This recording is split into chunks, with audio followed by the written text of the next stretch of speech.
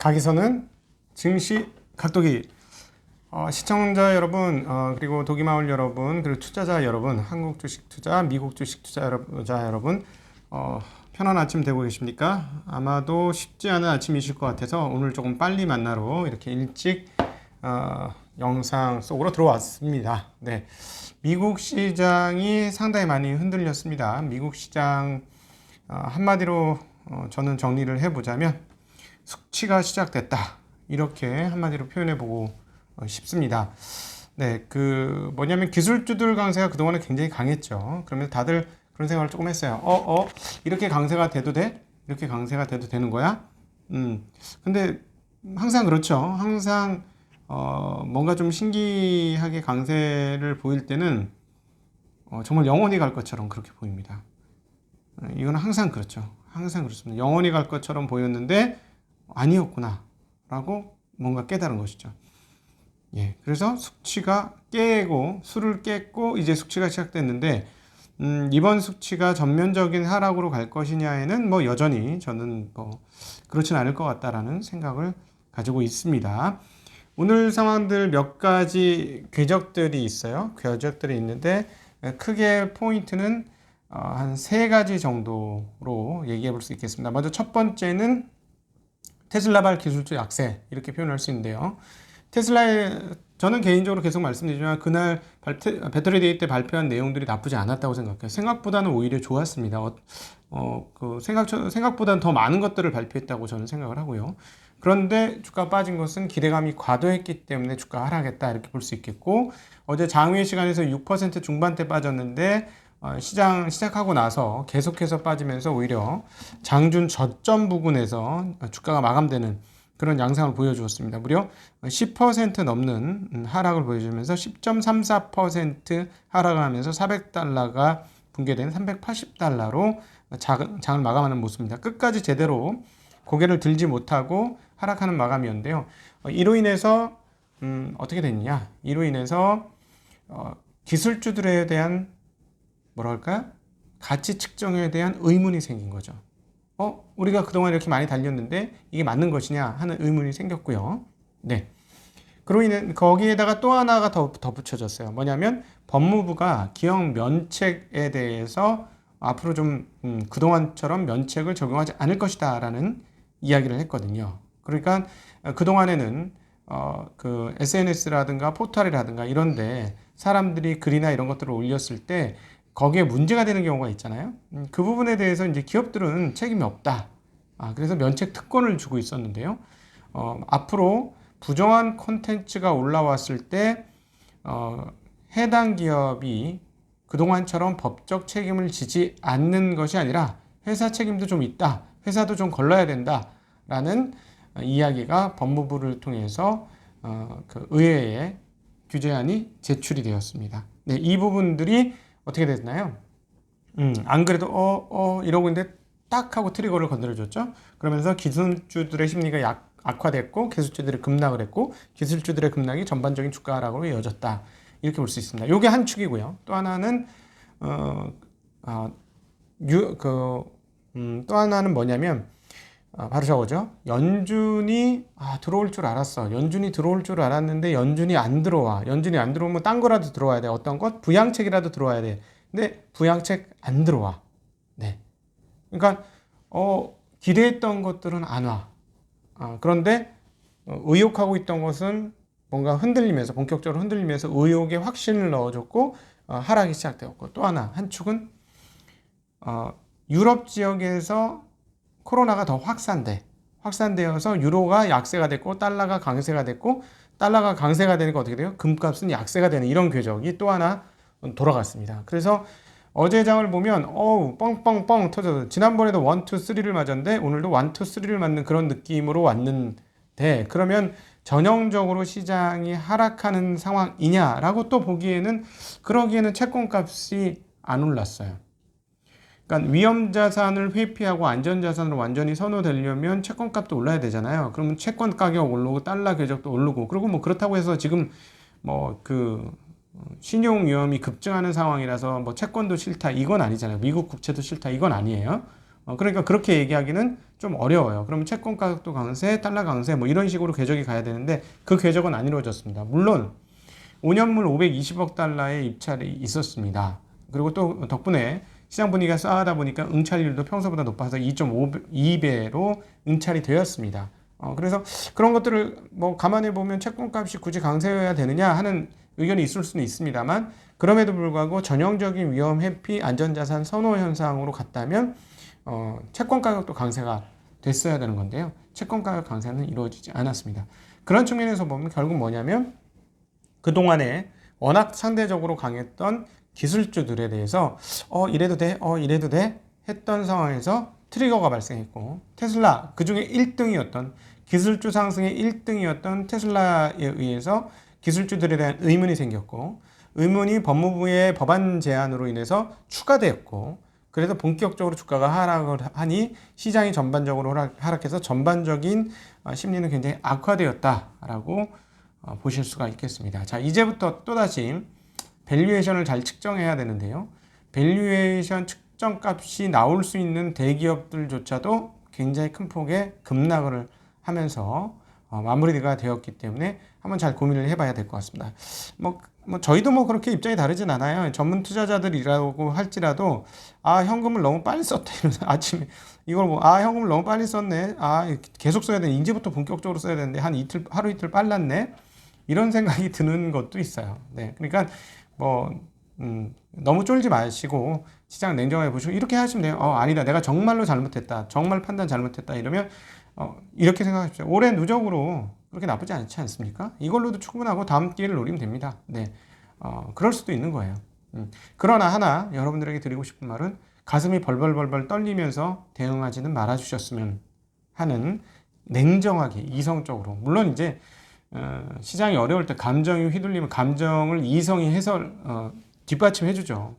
감정에 불안한 걸 이성적으로 논리적인 걸 제공해주면서 내던지죠. 그런 게 좀 문제인데 어찌되었건 우리는 시장을 바라보는 게 아니고 기업에 투자했습니다. 그 기업에 앞으로 장기적인 흐름들이 어떻게 될 것이냐. 괜찮다. 앞으로 좋아진다. 그렇다면 기업과 더불어서 동행하면 되는 겁니다.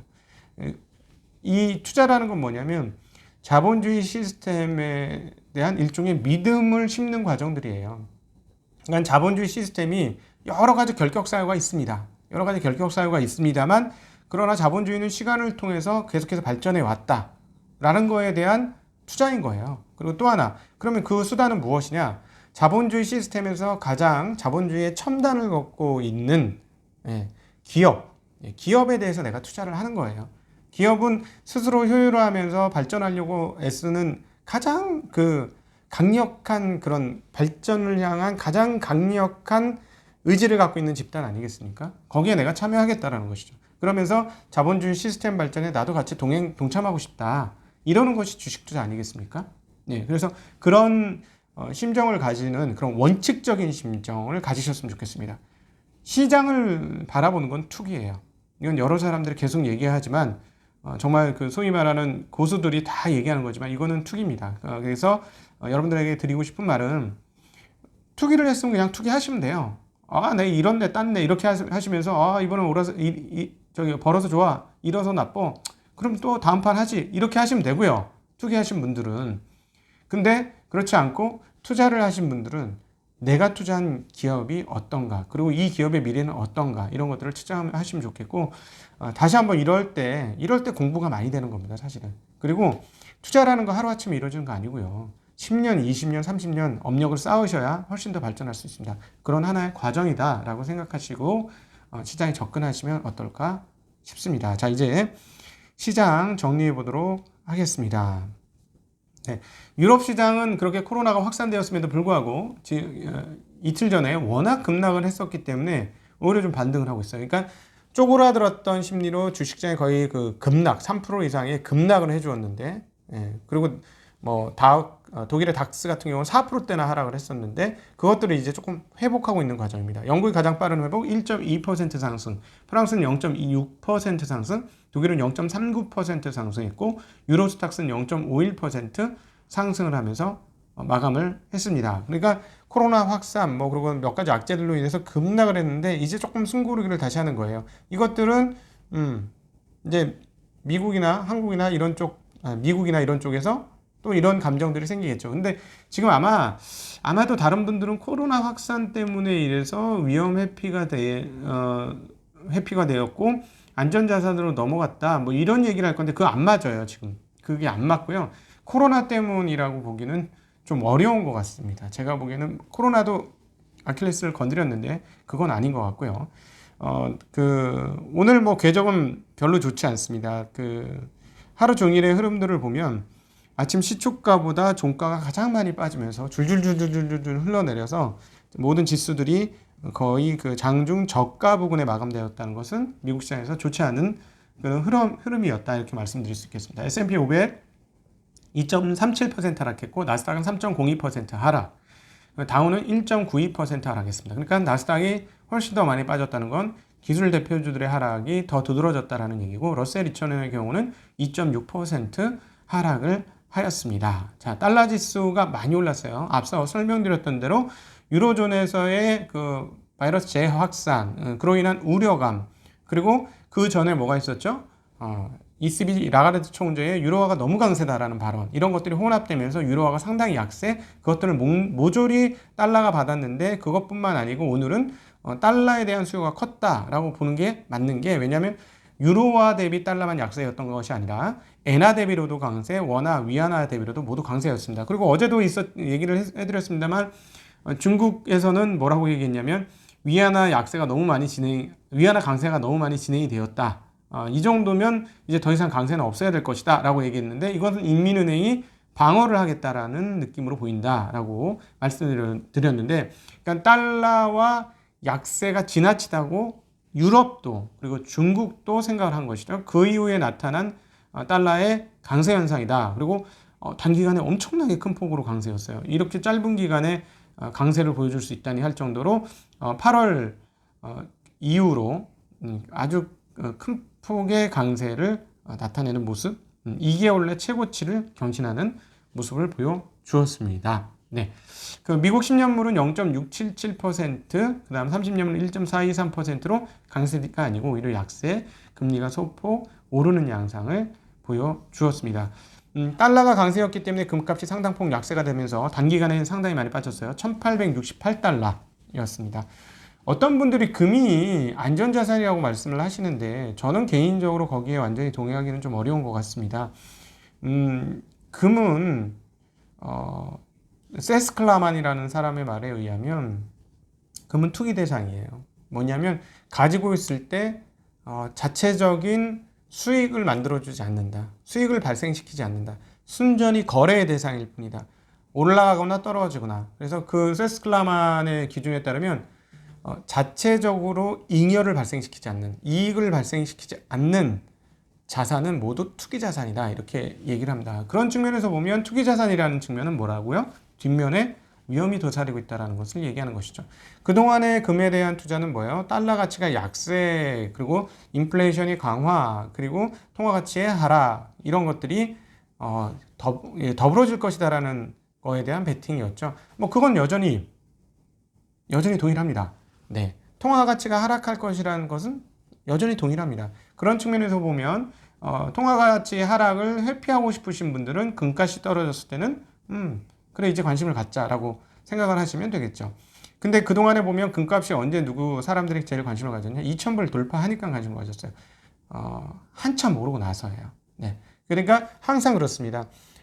그 시장에 관심을 가지고 시장의 이익을 쫓는, 이걸 일컬어 우리가 뇌동매매라고 하는데, 이렇게 뇌동매매를 하는 경우는 가격 상승에 관심을 가지게 되죠. 가격 상승에 관심을 가지게 되면 항상 말씀드리지만 위험은 커진다는 말씀 다시 한번 이번 얘기를 통해서 새기게 됩니다. WTI는 39.59달러, 구리값은 2.59% 빠지는 흐름들을 보여줬고 브라질 보베스파는 1.6% 하락, 그리고 필라델피아 반도체는 2.46% 하락했고 나스닥 바이오는 1.38% 하락했습니다. 대형 기술주들의 하락이 상당히 큰 폭으로 하락했는데요. 애플이 4.19, 아마존 4.13, 마이크로소프트 3.29, 구글 3.45, 페이스북 2.25% 빠지면서 소위 말하는 빅테크 기업들의 하락이 상당히 큰 폭으로 나타나면서 시장 하락을 뭐라 해야 돼요? 선도했다? 조금 하여튼 그런 모습을 보여줬고, 인텔은 2.26% 하락, 퀄컴은 2.86 하락, 마이크로 테크놀로지는 오히려 0.3% 상승했고요.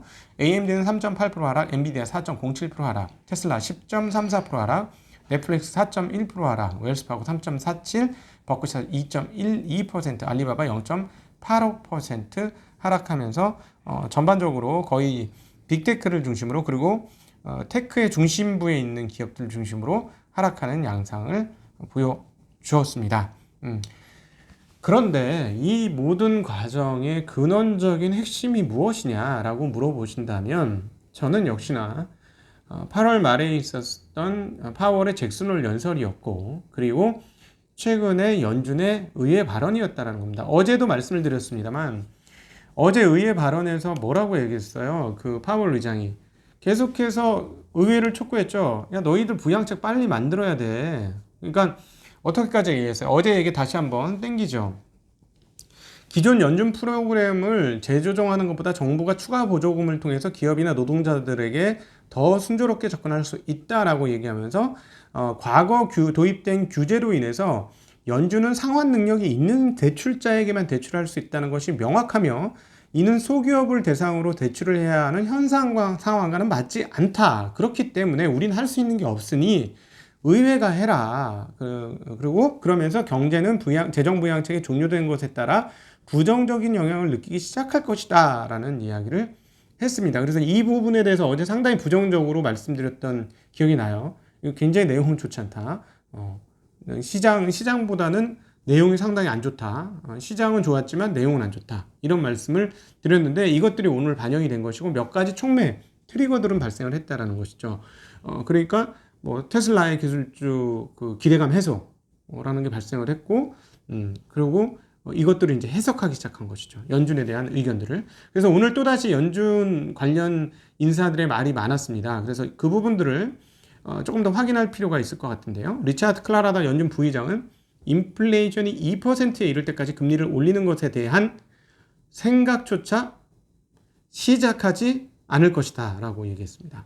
네, 연준의 태도는 상당히 강해요. 로레타 메스터 클리블랜드 연은 총재는 몇 달 전 기업들이 다시 문을 열기 시작한 이후 경기가 예상보다 강하게 반등했지만 회복세가 광범위하거나 지속 가능하지 않으며 통화정책은 몇 년 동안은 완화적인 상태를 유지할 필요가 있다라고 얘기했습니다. 반등은 했는데 속도가 그냥 그저 그렇다. 그리고 계속 잘 좋아질 거라고, 그리고 쫙 퍼지면서 좋아질 거라고 생각이 안 된다. 그렇기 때문에 완화적인 통화 상태를 유지할 것이다 라고 얘기했습니다.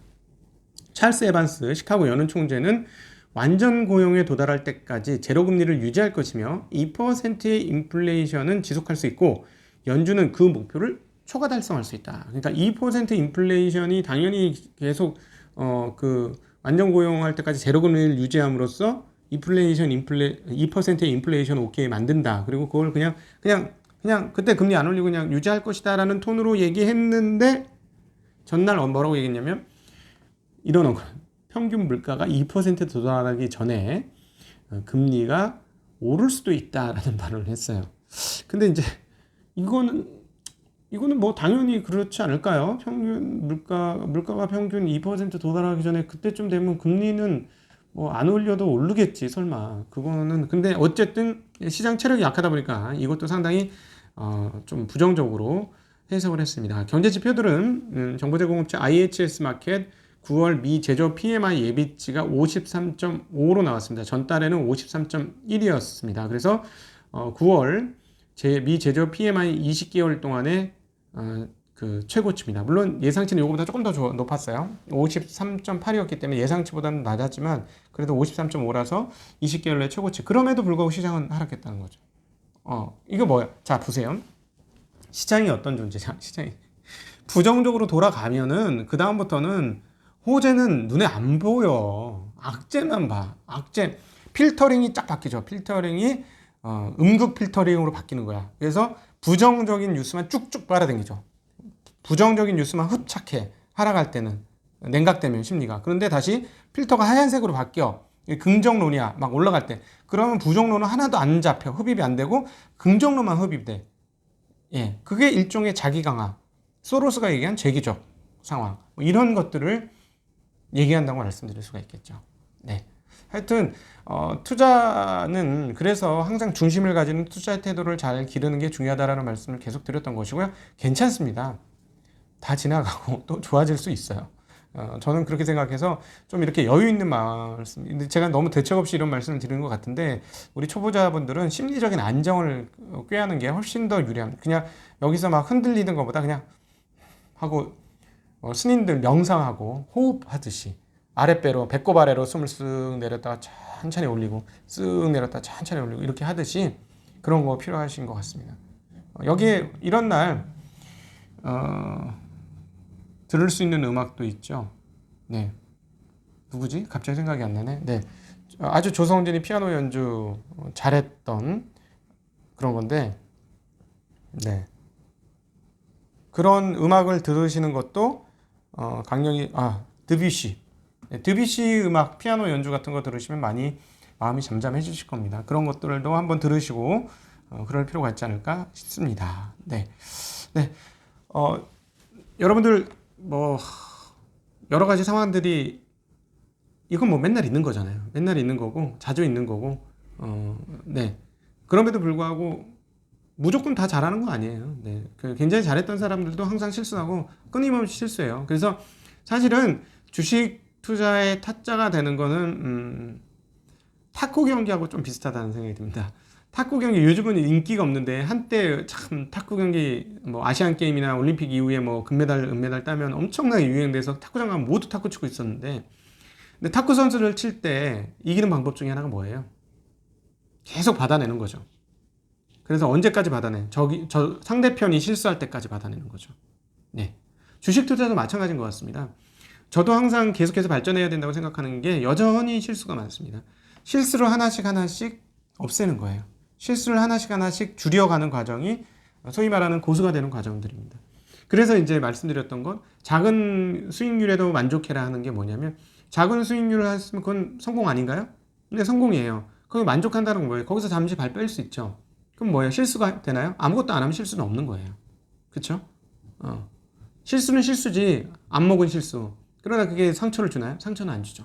예, 그런 측면에서 낮은 수익률에도 만족하고 편하게 생각할 수 있어야 된다는 얘기를 드렸던 겁니다. 네, 어쨌든 투자는 실수만 덜하면 되는데 누구나 실수를 많이 해요. 누구나 실수를 많이 하고 실패도 많이 합니다. 그럼에도 불구하고 내일은 더 좋아져.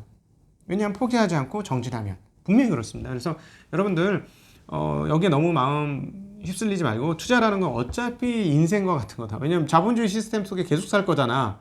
딴 데로 갈 건가? 공산주의나 뭐 이런 데로 가실 거예요? 공동체주의. 미국이 어디지? 그런 분들 계시잖아요. 공동체 생활 하시는 분들. 아직 동력 장치 안 하고 말로 이렇게 땅 파고. 그것도 굉장히 아미시지. 아미시 같은 삶을 사시는 분들 있잖아요. 그것도 의미 있습니다. 근데 그쪽으로 갈 게 아니고 나는 그냥 자본주의 시스템이 있다면, 자본주의 시스템은 웬만해서는 꾸준히 발전해. 1번 정도 제외하고는 웬만하면 꾸준히 발전했다라는 것을 기억을 해보면 좋아질 거라는 미래 희망을 가지고 시장을 대하실 필요가 있지 않을까 하는 생각 듭니다. 오늘 높아심에 어린 제가 너무 많은 조언을 드린 것 송구스럽게 생각합니다. 그러나 힘내시라는 이런 말씀 드렸으니까 양해 부탁드리고요. 네, 한국 시장도 잘 대응하고 잘 견디시고 하시기를 부탁드리겠습니다. 이상으로 아침 시장 마치도록 하겠습니다. 그럼 인사드리겠습니다. 안녕.